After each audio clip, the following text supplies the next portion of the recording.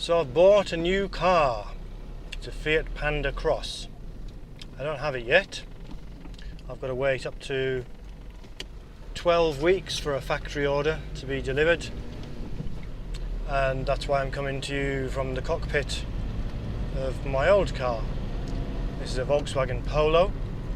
I've had this from new for 16 years. This is the only car I've ever owned, so this is really going to be the benchmark against which I compare the Panda. Of course, 12 weeks is a long time, and so I've had plenty of time to Google.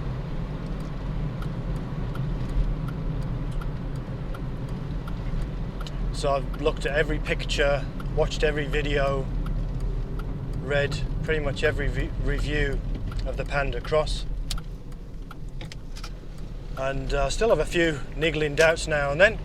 Of course, I have seen the car, not the actual car, but I have seen the Panda Cross. I've sat in one and sized it up, but when I look at some of the pictures, it does look awfully small in some of the...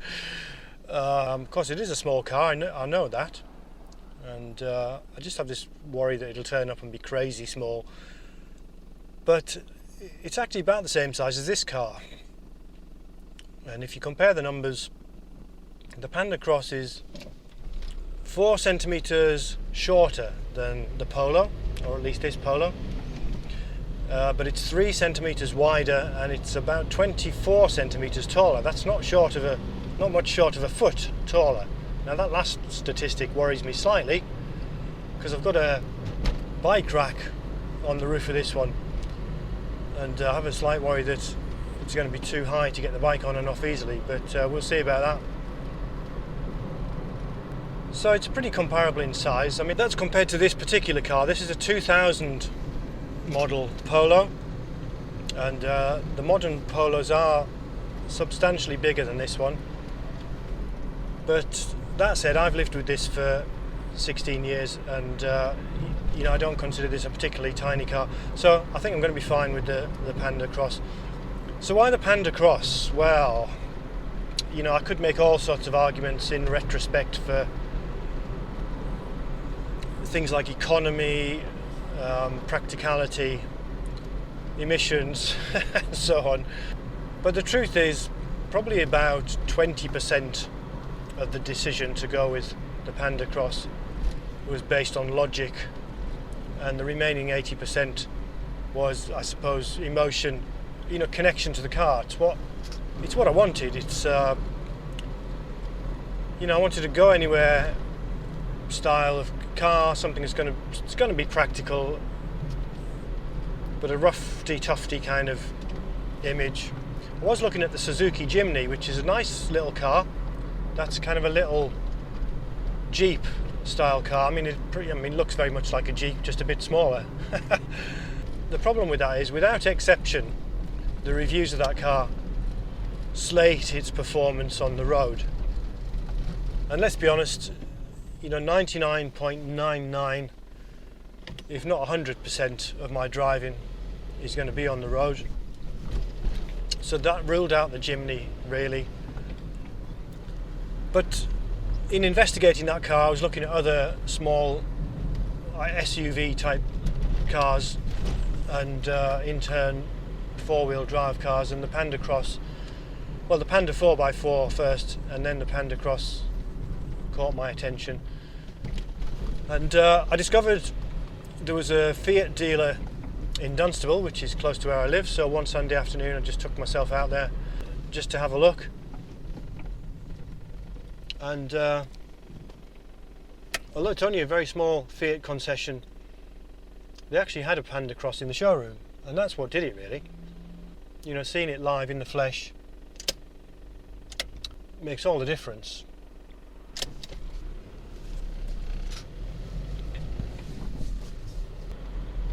So I should say something about the engine. This car I'm driving is a diesel engine car. This is a Volkswagen Polo 1.4 TDI, and the Panda Cross does come with a diesel option, and initially that's what I was planning to buy. I mean, I do like the diesel engines, compared to petrol engines. I just like the feel of it, the low revving, you know, all the torque's low down. I like the fact that you can actually hear that the engine's running. But this is where, you know, this is part of that 20% logic really. Everything I read about the Panda Cross said don't buy the diesel engine. And you know, the fact is at the moment I do a very small number of miles, so I'm only doing about 3,500 or 4,000 miles per annum. But more than that, in terms of, you know, the economy isn't really the main factor here. It's the profile of what those miles are. You know, the vast majority of that is my 10-mile round trip to work, and that's not good for a diesel engine. The modern diesel engines have this DPF, diesel particulate filter system, and you know, for doing kind of round town and short trips where the engine's not getting up to full operating temperature, essentially, it's very easy for those filters to get clogged up, and it's just not good for the engine. So I moved away from thinking about the diesel engine. I mean, the diesel engine costs, you know, £1,000 more anyway, so it's a substantial overhead. So I've gone for the petrol engine. Now on paper, the petrol engine offered in the Panda Cross sounds a bit dubious. It's charitably, it's a 0.9 litre engine, which already sounds very small. It's actually only 875 cc's, which to me is motorbike engine territory. It's a twin-cylinder, parallel twin engine, although it is turbocharged.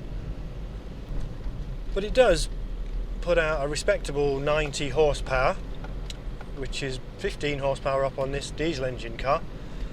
And the other thing is, it reviews very well. If you read the reviews of the Panda Cross, the petrol engine does get a very good write-up. So that's what I've gone for. Now I should say I haven't driven a Panda Cross. I've sat in one, I've tinkered with it, I've played with all, you know, poked in all its nooks and crannies and had a good look around, sized it up. But the dealer didn't have a TwinAir equipped Panda Cross in stock. TwinAir is the name of the petrol engine, I should have said. But I have driven a Fiat 500 with a TwinAir engine, so not because I was interested in buying a Fiat 500, although the 500 and the Panda do share a common chassis, I believe.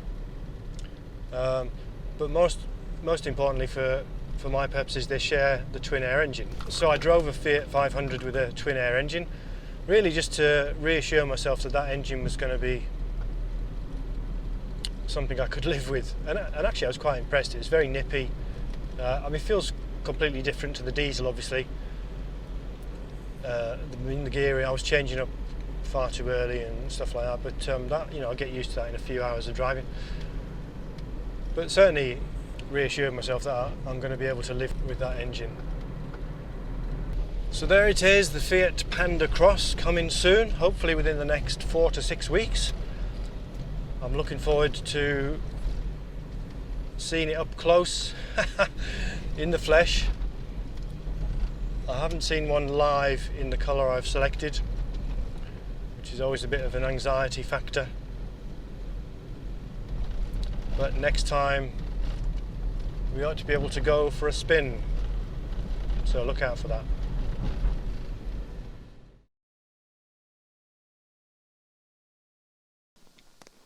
Okay, here we are again, a little bit sooner than planned, coming to you from the flight deck of the Fiat Panda Cross. The main reason, I think, is in spite of this being planned as a factory order, it's clear this vehicle was delivered from stock. It's missing an option that I had specified, and it includes an option I hadn't specified, so that's why it's come perhaps a month earlier than planned. I still had to wait 8 weeks for this, so it's, you know, I'm not moaning about that. I'm still haggling over the options though.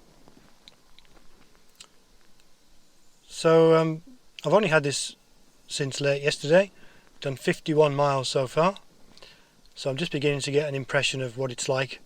We're just going to go for a little ride. I'll talk a little bit about the outside and about the instrumentation and so on in a little while, but let's just take it for a bit of a spin and see how we go.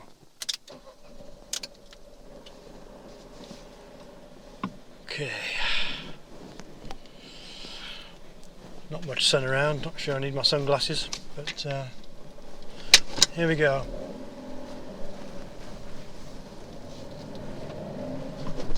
But we'll take those off. I don't know if you can hear that engine. I'm quite impressed with this little engine actually. It's amazing for such a small engine. And I'm, given that we've only done 50 miles so far, I'm trying to go easy on it as well until it gets run in. But I don't know if you can hear that. I'll try and capture the engine sound separately. You may not hear it on the little lapel mic there.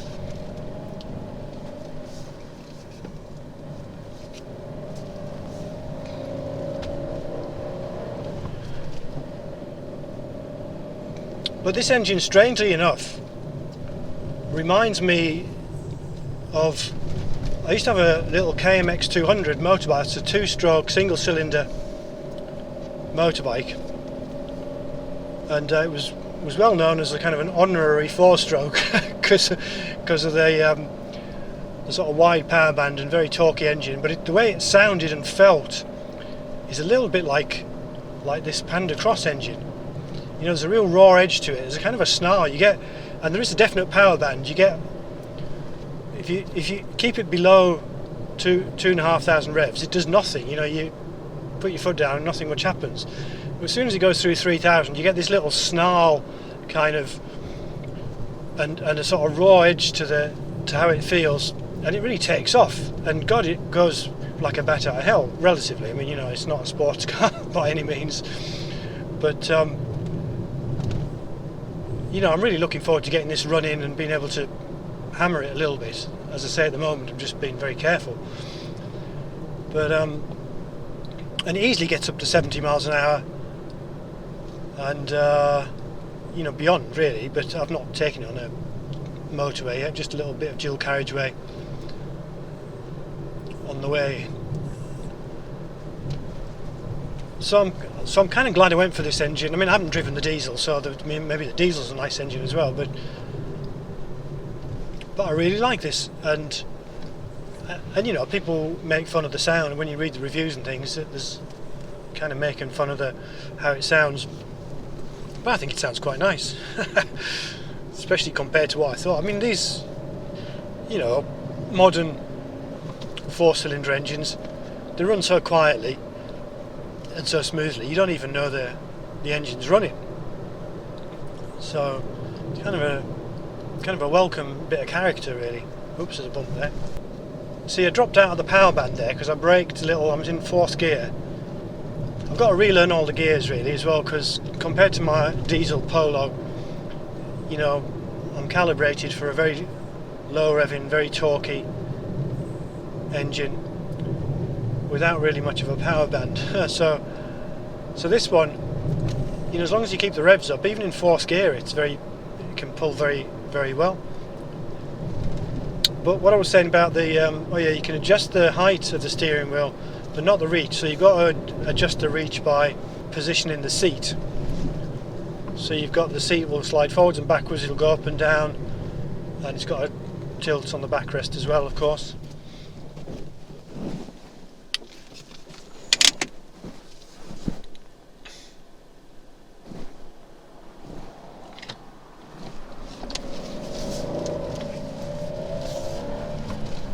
Very low 1st gear there. That's by design, but it means getting away from the line is kind of, you can't get away quickly at a junction like that. Just looking around the interior briefly, it's quite respectable, kind of smart, a little bit austere. No TV screens, which I like. We've got kind of old-fashioned instrumentation, not that old-fashioned. You know, the centre console's a very busy LCD display, and it's orange, bright orange. It's too bright actually. I haven't been able to find a way to make that dimmer, and part of the problem with that is it's very bright in contrast to the speedo. The speedo is illuminated, but barely. I haven't tried it with the headlights on, with the lights on yet. Driving at night, presumably it's illuminated better, but the contrast between them is too great, and actually it's kind of hard to read the detail on the speedo. Well, it's not hard, but it's that contrast, I think, of, as I say. But as I say, refreshingly simple dash. We've basically, I'll show you this in a minute, but we've basically got three instruments in front of us. We've got that central annunciator panel, we've got a speedo on the left and a rev counter on the right.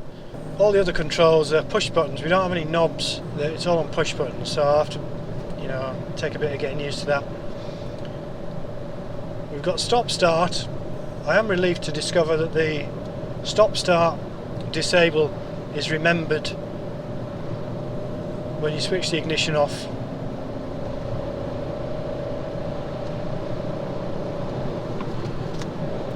So if you disable the stop start, it stays off when you restart the engine. It's kind of noisy. We're driving along here at the minute, 60 miles an hour on a fairly smooth road.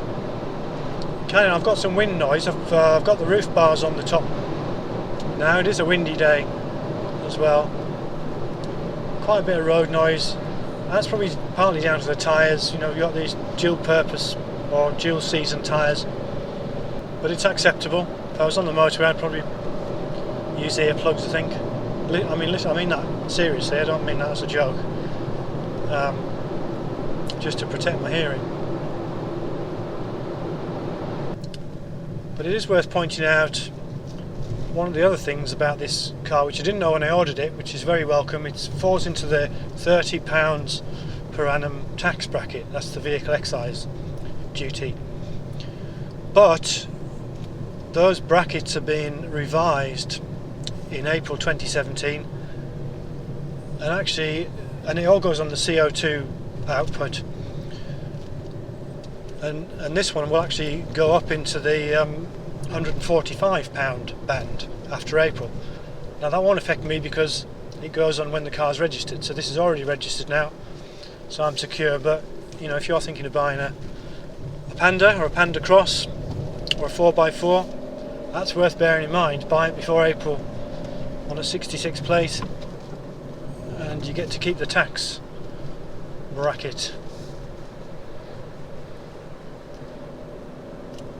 Now obviously I'm not making any use of this car's 4x4 ability today, except on this particular road. Actually there is quite a lot of debris and I don't know what you call it, you know, evidence of runoff from the field, so a lot of gravel and stuff. So you know, maybe that the four-wheel drive is going to kick in now and then on a corner, but it's no, you know, we're hardly off-road. So I'm at 3,000 revs, which is low. You know, that's just the start of the power band, and I'm on almost 60 miles an hour here. I'm in 5th gear. So we've got plenty of flexibility with this engine. Kind of wallowy, I've got to say. The steering is extremely light. Power steering, obviously, it's extremely light at a standstill. Even in regular mode, there is a city mode as well, which makes it lighter still. But I have noticed that and I'm sure this is by design, as you pick up speed it gets heavier, which, you know, that's better for stability. But the car is a little bit wallowy, and I think those tyres, those quite chunky tyres, do affect the steering. Feels a little bit, I don't know, imprecise, I suppose is the word I would use. But these are not complaints, these are just differences from what I'm used to. And, you know, it's fine. I'm happy with it so far. So you notice that I've got roof bars on as well. That's essentially to accommodate my bike rack, which I haven't put on yet. And, you know, any other things I'm going to carry. Now, these are not the Fiat roof bars. That's not what I've got on here. I've got the two-lay wing bar edge crossbars, and those are pretty much the best bars you can buy. They're very low profile, particularly because we've got open rails on this car. Now, if you choose the OEM crossbars, because they arch up from the fittings, they don't look right when you put them on open rails, and plus they're 3 or 4 inches higher, and this is already quite a high car to mount a bike rack on.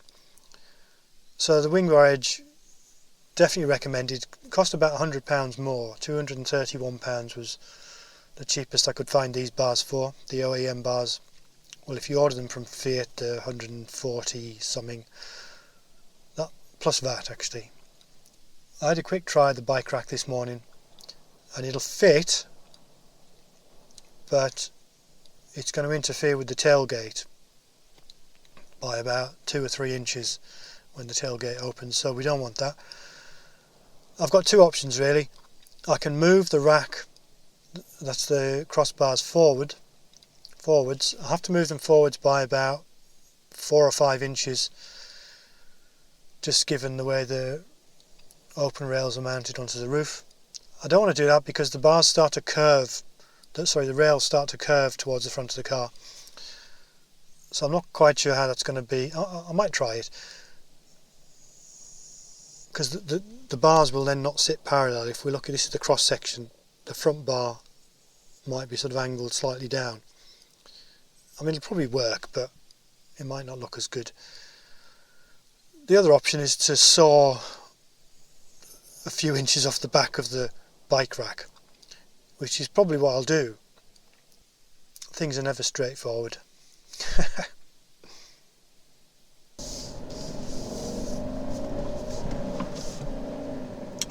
So, we've got a yellow one.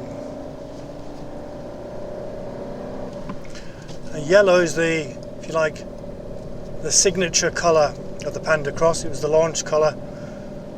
And you get a choice of 6 colours with the Cross. The problem is you don't get to see, I mean, this is a very, this is a very rare car. I haven't seen a single one of these cars in the wild. I've seen one 4x4, and I've seen one trekking, and a few base Pandas, but none of the Crosses. And so, you know, the ideal situation is you could go to a dealer, you'd see all these things lined up side by side, and you could choose the colour you wanted. But that's not how it happens. And the only one I actually saw was the one at the dealers, which is a red one. And actually the red's quite a nice colour, but what put me off was it kind of looks like a post office van, which wasn't very cool. I could have lived with that colour, it's a nice red. But, you know, okay, apart from that, the options are white is the base colour, but it's a proper white. It's not a, you know, the regular Panda has a sort of creamy white option, and that's kind of nice, but the Cross base colour, which is free, so you don't pay extra for it, is kind of an Arctic white. So I wasn't really keen on that. There's a beige, which I did consider for a while, because it's one of the things is it's nice to have a light colour, because with all this contrasting black kind of plastic body trim, you know, it shows up nicer against a light colour. So the beige was, you know, in the offing, but again, a little bit too risky, not having actually seen one. Black, you know, I didn't consider black seriously, and then after I'd ordered this car, I saw a black base Polo, and it looked really good. So, you know, again, if I'd seen this in the flesh, in black. Definitely would have considered that. The only other option is there's a green, but it's not a very nice. It's the only metallic colour is the green. It's called Tuscany green, I think, and it's a kind of a not wishy-washy, but it's kind of a light coloured metallic green. I don't think metallic suits this car at all, honestly, so I didn't go for that. But I have to say, the colour was up for grabs right until the last minute. You know, I actually delayed going in to order the car because I couldn't make up my mind. And on the Saturday morning where I actually finally went in to put the order in, you know, I went out expecting to order a green one, having finally decided. And when I got to the dealer, I changed my mind again. And I'm happy with this. So a couple of days on, just a couple more observations and some slight niggles, I suppose. I got the bike rack sorted out, and I did that essentially by moving the roof bars forwards. That was the most conservative option. Didn't require me sawing anything off the bike rack, and although it does mean that the roof bars are kind of slightly tilted forwards, that doesn't seem to make any practical difference, so I think that's going to be fine. I've had the bike out on it today.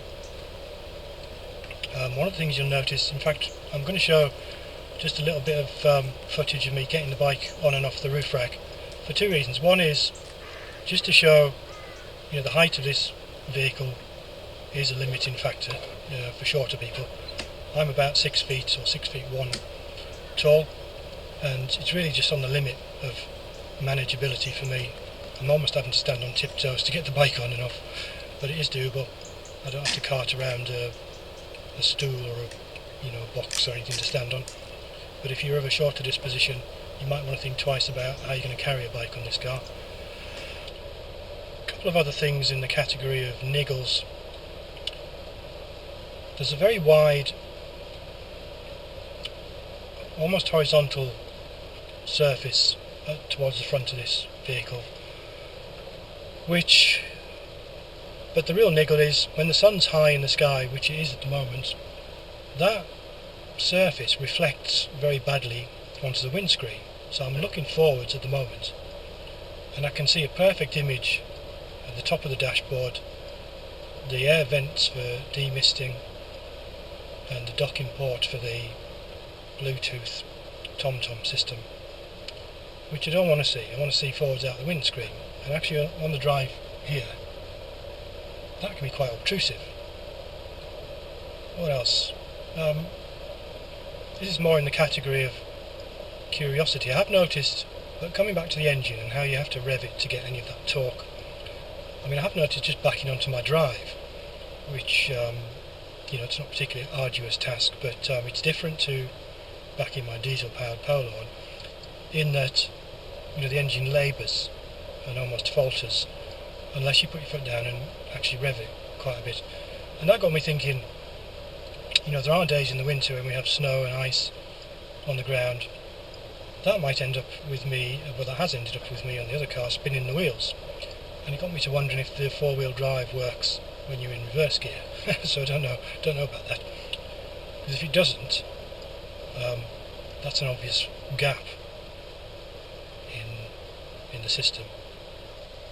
The other reason, by the way, for showing me putting the bike on and off the rack is it shows you just how big or small this car really is, with an actual human being standing next to it. And again, for reference purposes, I'm kind of tall. I'm 6'1" tall, so you should get an idea of, from some angles this car looks like a very small car, but from other angles it looks not very large, but kind of large. It's definitely very tall, as I pointed out. The other option that I didn't order was I got parking sensors on this. Now I didn't want those because A, I didn't think I needed them, and B, it's something else to go wrong. Now, just two observations on that. First of all, in terms of things going wrong, honestly, this thing has got so much technology in it. I think an extra bit of technology is moot. You know, even the logic for the fans and the aircon and things like the stop start and the eco mode, it's all a bit bewildering, and you know, it's entirely electronic. You know, any of that and all of that could go wrong in time. So I'm not too worried about the parking sensors. And actually, having tried out parking, the mirrors, you know, the wing mirrors and the rear view mirror give a quite a distorted view. So it's very difficult to judge the distances correctly. So those parking sensors are kind of handy to have. I hope they keep working reliably. So there it is. That's all I can really think of to tell you about the Panda Cross so far. You know, 3 or 4 days in, it's looking good. I'm enjoying getting to know it, and maybe I'll do a bit of an update after I've been running it for a few months.